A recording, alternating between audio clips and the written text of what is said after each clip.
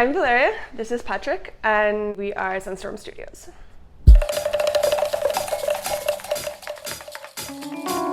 Our artwork is very driven by the materials that we find. Both of us really enjoy, treasure hunting.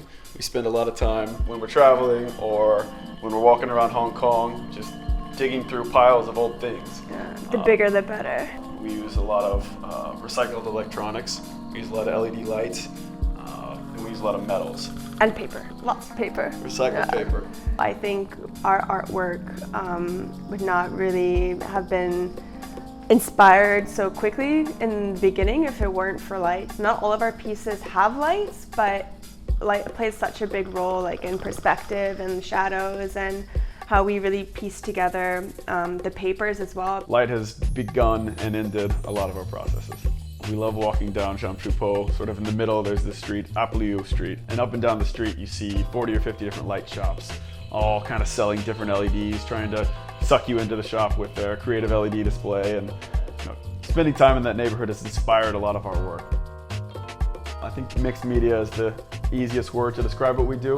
It's definitely mixed media with a little bit of kinetic aspects to it, more recently than before. We don't try to create a work for the masses. We understand that the work we make is not going to be liked by many people or even most people, and that's okay. I want people to kind of stop and have a response and look at them and feel something that's not just aesthetics. And I think a huge part of art is just a response, because I want somebody to walk past and stop and look at it. And I think if that has happened, then we've done a good job. You need to be really enthusiastic about what you're doing, and you have to test that. So if you have an idea, really push it to make sure that's what you want to do, because there's a lot of time commitment that goes into our pieces.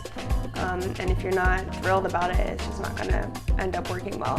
Because our work is mixed media, to me it feels more accessible than a painting or a music composition, because it doesn't take a specific set of skills or a background in this.